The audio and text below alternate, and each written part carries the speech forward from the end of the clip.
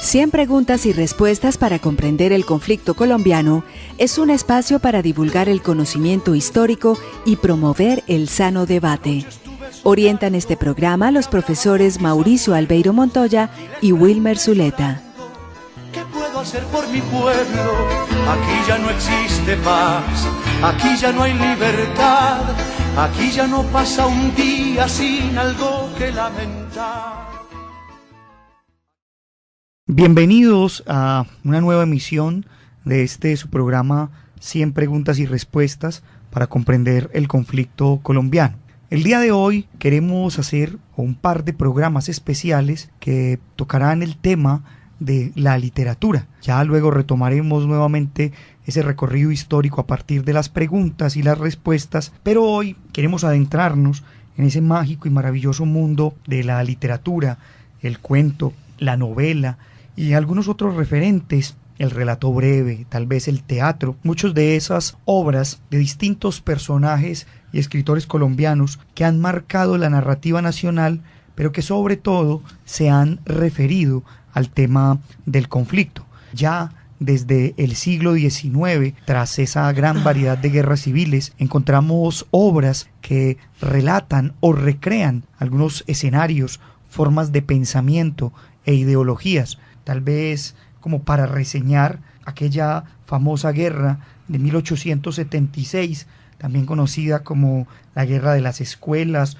los curas y las señoras, puede verse recreada de alguna manera en ese maravilloso cuento del escritor antioqueño Tomás Carrasquilla, Luterito. Y así muchos otros referentes que la literatura en el siglo XIX también entregará, también la música, los corridos, los poemas, que de una u otra forma también hemos reseñado aquí. Pero para iniciar, queremos preguntarnos por qué es importante la literatura y qué sentido tiene que la literatura narre todos estos acontecimientos, entre ellos un asunto como el conflicto colombiano. Damos la bienvenida a Wilmer Zuleta, a José Zuluaga y a los profesores Luis Eduardo Jaramillo y Julián Restrepo, que nos acompañan hoy en este programa. Queremos dar la palabra a Wilmer para que nos cuente. Profesor Wilmer, ¿qué impacto tiene la literatura y esa relación entonces con el conflicto colombiano?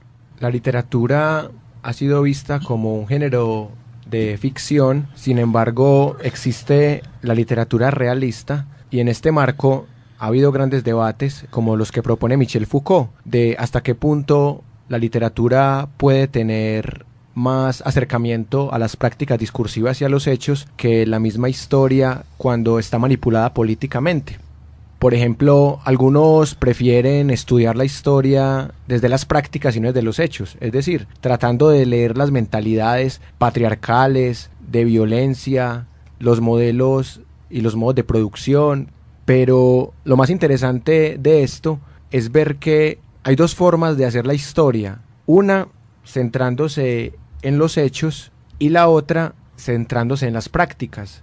Los hechos normalmente los conocemos por cronología, por fechas, pero las prácticas son aquellos elementos que caracterizan una época, y cuando hablamos de la época de la violencia vemos qué papel jugaba, por ejemplo, la mujer en el conflicto, y acá entra la novela El Día del Odio, que ahorita más adelante vamos a hablar de ella, y también entra el tema de los imaginarios sociales que tienen que ver con la identidad política, con el modelo económico y con otras prácticas culturales propias de la época. Con eso un poco damos a entender que la literatura marca una pauta también y es una forma de narrar los acontecimientos. No siempre solamente la gente puede acercarse a referentes historiográficos o a veces a lo que las mismas personas dicen son libros de pronto bastante engorrosos, difíciles de entender, sino que en este sentido la literatura nos puede dar respuestas, como muy bien dice el profesor Wilmer.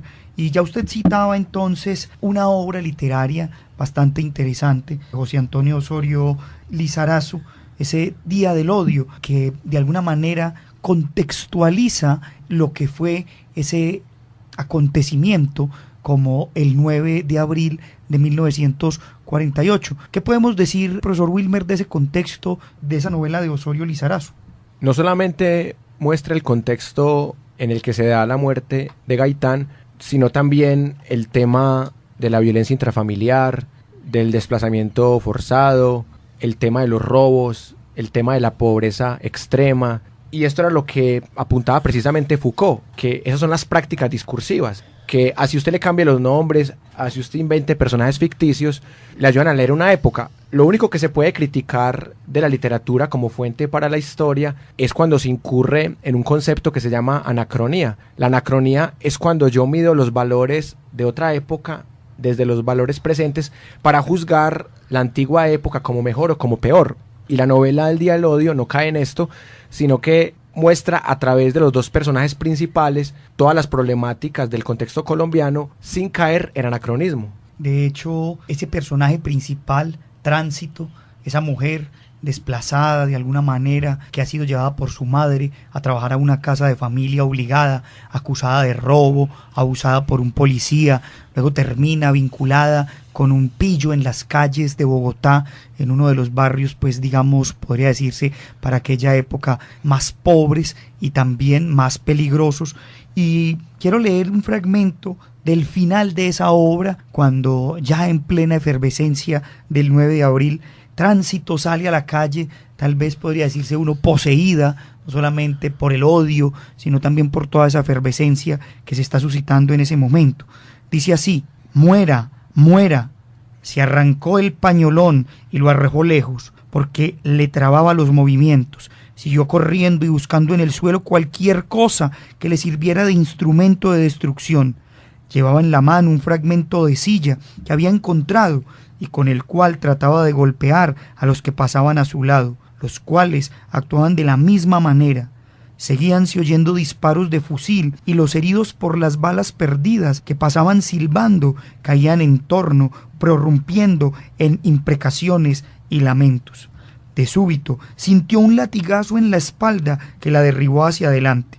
Una quemadura atroz le desgarró la carne y un surtidor púrpura brotó del pecho por el orificio de la salida del proyectil que la había alcanzado. Intentó incorporarse y apenas pudo volverse un poco.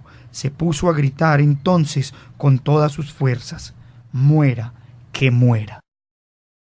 Leíamos entonces ese fragmento de la obra de Osorio Lizarazo, que ya recreaba también esos acontecimientos del 9 de abril de 1948, acontecimiento y muerte de Jorge Eliezer Gaitán, de la que ha corrido bastante tinta, incluso en los últimos años, esa famosa trilogía del dramaturgo bogotano Miguel Torres, que inicia con ese texto El crimen del siglo, que hace tal vez una visión de lo que fue la figura de Roa Sierra, el asesino aparentemente material de Jorge Eliezer Gaitán. Pero hay también otras obras que también se remiten a esa época, y dándole el saludo de bienvenida también a José Zuluaga, que nos acompaña hoy, que nos quiere hablar de otro referente literario que también recrea esa historia del caudillo y tribuno popular Jorge Eliezer Gaitán. Sí, bueno, también aquí se encuentra, dentro de la importancia que tenía este líder político pues, para la época y para el conflicto colombiano como tal, para comprenderlo,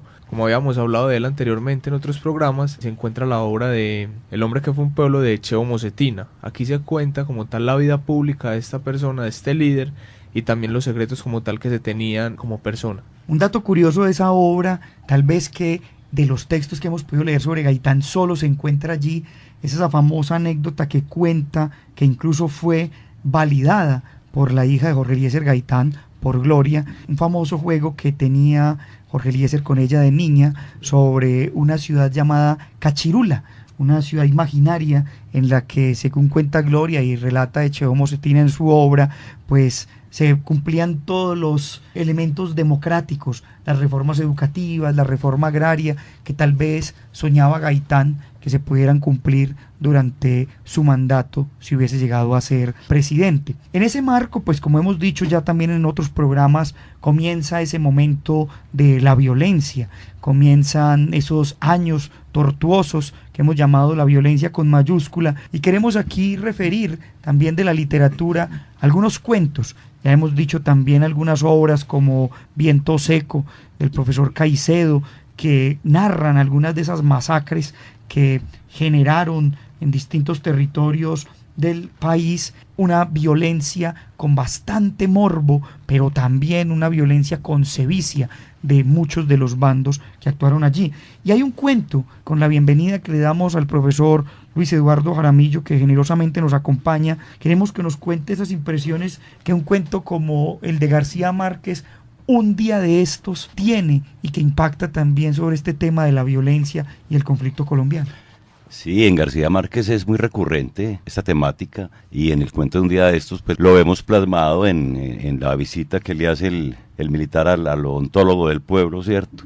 Y que ambos militan como en ambos bandos, y el odontólogo tiene la oportunidad como de desquitarse, por llamarlo así, y lo hace pues de una manera como simbólica, ¿no? Ante ese dolor de muela vemos como ese militar pues tan poderoso y se había quejado por una nimiedad, por un simple dolor de muela, y ahí tiene toda la potestad el odontólogo o el tegua del pueblo, porque no le podríamos decir odontólogo, sino que era el tegua, de desquitarse de alguna forma, ¿no? Incluso en una parte del texto el odontólogo piensa para sus adentros, cuando siente que o ve el dolor del militar, le dice, aquí nos paga unos cuantos muertos, sí, ¿no? Sí. Y de alguna manera también esa recreación de la literatura se puede ver posteriormente en un cuento muy bello del profesor Hernando Telles, Espuma y nada más, que pareciera una historia muy similar, pero con un barbero y un capitán, cuyo final también es bastante interesante, porque el militar le dice al barbero, vine porque me dijeron que usted me mataría,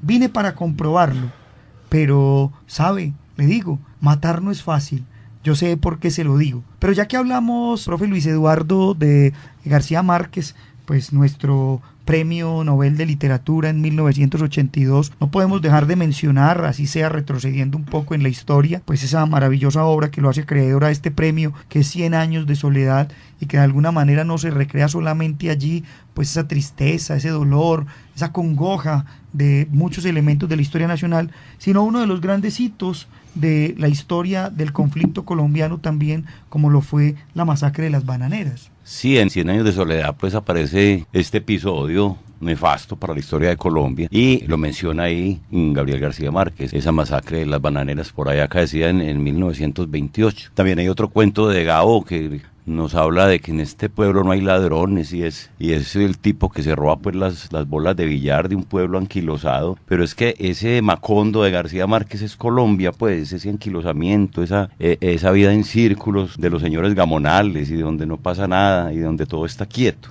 Sí, pareciera como si el tiempo se detuviera, incluso pues las referencias a los circos, a la empresa extranjera que explota a los obreros, y que de alguna manera pues pareciera ser una historia que se repite a lo largo de los años tortuosos de Colombia. Pero también, profe, hemos hablado aquí en otros programas, y hemos citado referentes como Cóndores no entierran todos los días, de Gustavo Álvarez Gardiazabal, que ahora recrea un poco esa historia del cóndor famoso que lideró aquellos abyectos criminales denominados Los Pájaros, pero también esa obra de la que usted nos hablaba ahora fuera del aire, que es ese texto del gran escritor Manuel Mejía Vallejo, esa obra de El día señalado.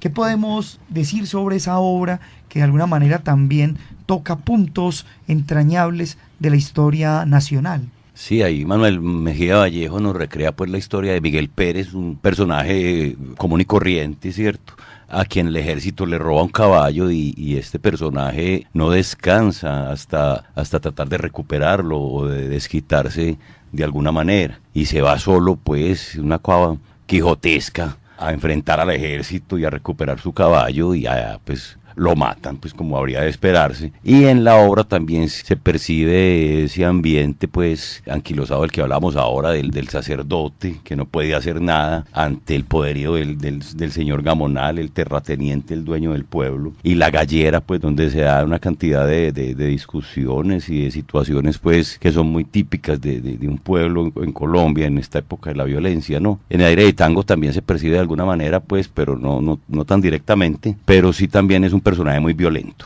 Bueno, con eso un poco vamos adentrándonos en esta magia de la literatura, pues es un vasto panorama del que no podemos de hecho pues decirlo todo, pero vamos a trasladarnos a otro gran autor desaparecido hace poco, en 2016, el gran Fernando Soto Aparicio, ese escritor prolífico que no solo escribió cuentos, sino también novelas, obras que fueron llevadas incluso a la televisión, que hicieron guión y que fueron vistas como novelas en nuestra pantalla nacional, pero que también tiene algunos textos que podríamos decir recrean estos momentos del conflicto. Con la bienvenida y la gratitud al profesor Julián Restrepo, que nos acompaña en este programa, queremos preguntarle cuál es la impresión que él tiene de esa figura de la obra de Fernando Soto Aparicio en este marco del conflicto colombiano. La obra de Fernando Soto está pues atravesada por los problemas sociales de Colombia, sobre todo los problemas de la segunda mitad de siglo. Siempre es de esa literatura colombiana, de esos escritores colombianos que se preocupó por plasmar todos los conflictos que vivía la sociedad en ese momento, los conflictos campo-ciudad, dentro del campo, los conflictos de los recién llegados a la ciudad, como de un país pues que se está urbanizando. Pero en particular sobre un aspecto específico de los muchos conflictos que hay en Colombia y que ha habido en Colombia, son ciertas novelas en las que se enfoca sobre el aspecto de la insurgencia, sobre el conflicto de la insurgencia. Son como ahí está reflejando las inquietudes como de la juventud y de los nuevos creadores de los 70s y los 60s, que vivieron como toda la efervescencia de las ideologías de izquierda aquí en el país. Ahí está el que conozco, que lo leí hace mucho tiempo, de Los Funerales de América, que es una directa apología de la alternativa guerrillera como cambio pues social en el país. Y es como la perfecta novela de la idea romántica del insurgente, de la idea romántica de la guerrilla, que debió impactar seguramente a mucha gente, muchos jóvenes en su momento cuando salió. Y muy bien esa referencia que usted hace, profe, y quiero yo aquí entonces leer un fragmento del final de esa obra que usted muy bien reseña, que se volvió para muchos esa idea romántica y soñadora de ir al monte, tomar las armas, hacer la revolución, cambiar la injusticia por justicia. Dice en un apartado final de su obra Fernando Soto Aparicio en Los Funerales de América: ¿A dónde vas?, preguntó Gonzalo. Los miró un rato largo, en silencio. Pensó en su padre, que por años seguiría convirtiendo campesinos en soldados, adiestrándolos para que entraran a saco en las universidades y aporrearan a los estudiantes, para que defendieran un sistema arcaico, minado por los abusos y los atropellos. Pensó en su madre, que de no seguir empantanada en su oscura pasión por Vicente, caería en las garras de Carmenza y empezaría a practicar obras de caridad ostentosas y vacías. Pensó en Amanda, cuando caía en el rancho con la bala que estuvo destinada para él. Pensó en los obreros, que sostenían la necesidad y la legalidad de la huelga como arma para poder esperar el cambio social. En Ernesto, que despojaba a los pobres de sus escasas pertenencias, en Reinaldo, que fumaba satisfecho su habano, mientras quienes habían trabajado para darle el capital que ahora tenía, se reventaban en la miseria, en Juan Chaco, que con sus palabras le había despejado tantas incógnitas y había empezado a darle un significado a su vida, en el campesino Luciano, acribillado por las balas oficiales en el patio del rancho, en los especuladores y los fariseos, y también en los políticos, en los traficantes de la educación, en los dueños de América, que no eran los americanos, sino los bárbaros del norte, en Rodolfo, que empezaba a comprender las ideas por las que había muerto su hija, y en Patricia, que estaba vislumbrando una madrugada sobre una patria diferente. Y después de todo esto, les dijo: me voy a las guerrillas. Y salió. Así termina esa maravillosa obra, pero como el profesor Julián muy bien lo decía, hacemos un poco también alusión a otra obra maravillosa de Fernando Soto Aparicio, que es esa de La rebelión de las ratas. Aparece Rudecindo Cristancho, ese hombre trabajador de las minas, que sufre, que ni siquiera tiene nombre, que es un número frente a todo ese sistema opresor, que de alguna manera podemos decir también hace parte de las causas del conflicto. Pues esa es otra de las obras, tal vez la obra más conocida de Fernando Soto. Está en esa misma línea de la preocupación por reflejar la miseria, por decirlo de una manera así pues llana. Es como una especie de costumbrismo terrible, urbano, hasta que trata pues como de seguir toda la tragedia que para este escritor y los de su generación es la realidad colombiana. Fernando Soto Aparicio era recurrente en esa década del 70 en los colegios. Era una obra obligada, estaba dentro del plan lector de todos los colegios y todos los muchachos de 16 y 17 años ya habíamos leído La rebelión de las ratas, y otro también muy representativo, el que llama Mientras llueve. En ese Mientras llueve,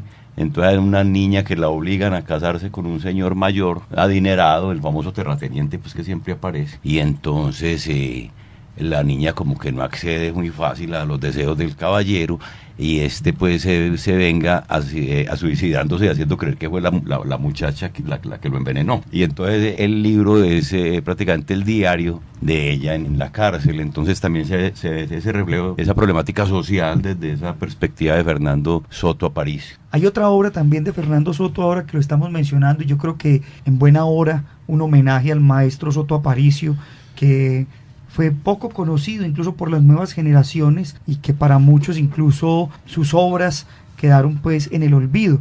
Otra obra que me parece muy interesante y que tiene como protagonista un actor del que a veces poco se habla, que es El Ejército, ¿no? Una obra que se llama Viva el Ejército, donde cuenta y relata la historia de dos personajes lisiados que están en un hospital, que se reconocen y se conocen allí, y que él los llama HF y FH, uno que ha perdido sus manos y que tiene un garfio, y otro que ha perdido parte de sus piernas, y que toda la obra empieza a recurrir a la idea de unos cuentos en relación con alguien que es amado, una aparentemente mujer, pero que al final se da cuenta que no es una mujer, sino que hay como una especie de trastorno mental de uno de esos personajes, que esa figura amada de la que habla muy bien, hace poesía, termina siendo ese fusil, una vez muchos años atrás dejó enterrado, y que tiempo después de salir del hospital vuelve por él. Yo creo que un elemento para que vamos redondeando el programa de hoy es también que la literatura nos enseñe. Yo quisiera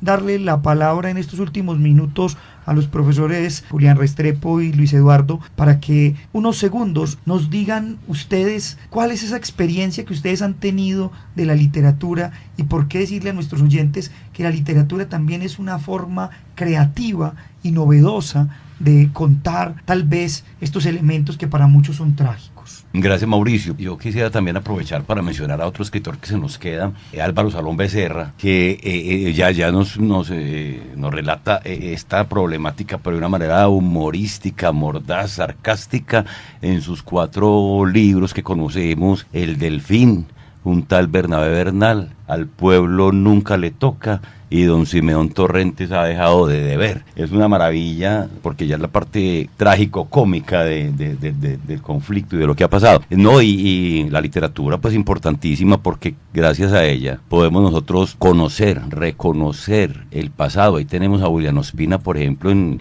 Pa' que se acabe la vaina. Yo creo que sería un libro obligatorio en todas estas universidades, en los colegios, en primaria, en bachillerato, porque es que ahí la raíz de lo que estamos ahora. Pues si no sabemos la historia, entonces ¿para dónde vamos?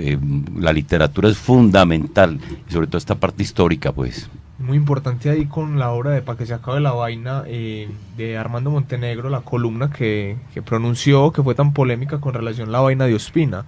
Uno de los aspectos más relevantes ahí es que él hace una crítica a William Ospina, en donde William Ospina en el libro menciona que las FARC como guerrilla logró salir adelante después de la caída de la Unión Soviética, pero él decía en su columna que esto se dio debido al secuestro, a la extorsión, y que así de cualquier forma la guerrilla podía seguir adelante. Es curiosa esa columna también porque hace referencia a algunos temas polémicos, como el tema del transporte, el tema también asociado a el papel que jugaron estos movimientos guerrilleros al relacionarse con la sociedad civil. Por eso también sea una oportunidad para invitar a nuestros oyentes a que miren y lean con detalle no solo la columna de Armando Montenegro, sino también la obra de William Ospina. Yo no quiero terminar este programa sin leer y subrayar también la importancia de una obra como Los Ejércitos, una novela del escritor de origen pastuso Evelio Rosero, y que tiene un final bastante interesante que quisiera leer aquí un fragmento antes de dar final a nuestro programa. He salido por la puerta principal, me dirijo a mi casa, avanzo por la calle tranquilamente, sin huir, sin volverme a mirar, como si nada de esto ocurriera, mientras ocurre, y alcanzo el pomo de mi puerta. Las manos no me tiemblan, los hombres me gritan que no entre. ¡Quieto!, gritan, me rodean, presiento por un segundo que incluso me temen, y me temen ahora, justo cuando estoy más solo de lo que estoy. Su nombre, gritan, o lo acabamos, que se acabe. Yo solo quería, ¿qué quería? Encerrarme a dormir. Su nombre, repiten, ¿qué les voy a decir? ¿Mi nombre? ¿Otro nombre? Les diré que me llamo Jesucristo, les diré que me llamo Simón Bolívar, les diré que me llamo nadie, les diré que no tengo nombre y reiré otra vez. Creerán que me burlo y dispararán. Así será. Con esto terminamos entonces nuestro programa el día de hoy, en donde hemos hecho este gran recorrido por los asuntos literarios. Agradecemos al profesor Restrepo y al profesor Jaramillo que nos acompañaron y queremos invitarlos para la próxima semana, donde tendremos la presencia del profesor y escritor Juan Diego Mejía, con quien continuaremos conversando sobre estos temas de literatura y conflicto. Así entonces agradecemos a la Universidad Nacional por este espacio, a Jorge Benjumea en el máster y los esperamos a todos ustedes para que nos sigan acompañando semana a semana en su programa 100 preguntas y respuestas para comprender el conflicto colombiano. Hasta pronto. 100 preguntas y respuestas para comprender el conflicto colombiano es un espacio para divulgar el conocimiento histórico y promover el sano debate. Orientan este programa los profesores Mauricio Albeiro Montoya y Wilmer Zuleta. ¿Qué puedo hacer por mi pueblo? Aquí ya no existe paz, aquí ya no hay libertad, aquí ya no pasa un día sin algo que lamentar.